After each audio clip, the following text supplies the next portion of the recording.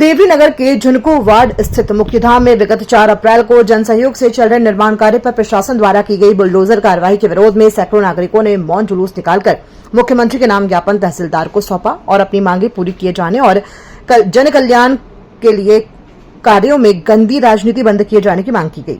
विगत 4 अप्रैल को भाजपा मंडल अध्यक्ष और पार्षद भारतेंदु राजपूत की शिकायत पर प्रशासन द्वारा की गई इस कार्रवाई को लेकर नागरिकों में असंतोष व्याप्त है। इसके चलते सोमवार शाम 5 नगर पालिका पर एक हुए सैकड़ों जिसके चलते सोमवार शाम 5 बजे नगर पालिका पर एक हुए सैकड़ों नागरिकों ने हाथ में तख्तियां लेकर मौन जुलूस निकाला और 2 किलोमीटर पैदल चलकर तहसील कार्यालय पहुंचकर तहसीलदार प्रीति रानी चौरसिया को ज्ञापन सौंपा।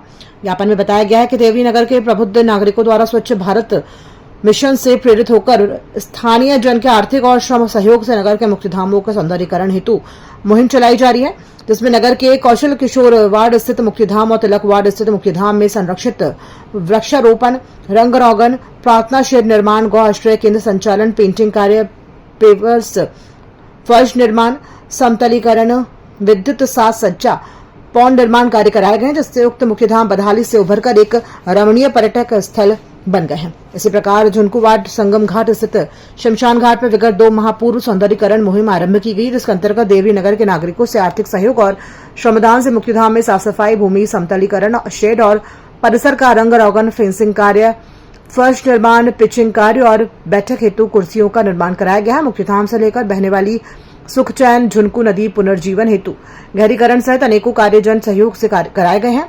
विगत दिनांक 4 फरवरी 2026 को स्थानीय प्रशासन को लिखित आवेदन देकर प्रबुद्ध नागरिकों द्वारा आरंभ की गई इस मुहिम से झुनकू वार्ड स्थित मुख्यधाम साफ सुथरा, सुंदर और व्यवस्थित मुख्यधाम में तब्दील हो चुका है। तो जनता भले मौन धारण करके आई थी, लेकिन उनके आक्रोश को आप सब पढ़ सकते हैं कि आखिर इतने अच्छे कार्यों में बाधा उत्पन्न करना, विध्वंस डालना, कौन सी मानसिकता है, क्या जनता के मन में यानी भावनाएं उठ रही होंगी। इससे तो ये साबित होता है कि भारतीय जनता पार्टी के मंडल अध्यक्ष हिंदू विरोधी हैं क्या?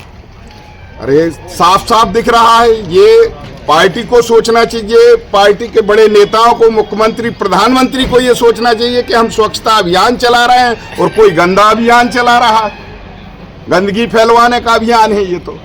यानी वहाँ गंदगी अगर लोगों ने हटाई है, सैकड़ों लोगों ने, तो उनको बधाई देना चाहिए। लेकिन कैसे मूर्ख लोग हैं, समझ के बाहर है। आखिर इस प्रकार की घृणित मानसिकता का विरोध जनता सहन नहीं करेगी, लेकिन जनता तत्काल कोई दंड दे नहीं सकती, वोट के द्वारा देती है वो चोट। और ये लोगों को अभी चोट घली थी, बहुत बुरी चोट घली थी, औंधे मुँह गिरे थे सारे लोग ये अविश्वास प्रस्ताव में। पुनः ये होगा, आने वाले समय में उनको पता चलेगा कि जनता ने आखिर जवाब क्या दिया है। EMS टीवी के लिए देवरी से निखिल सोधिया की रिपोर्ट।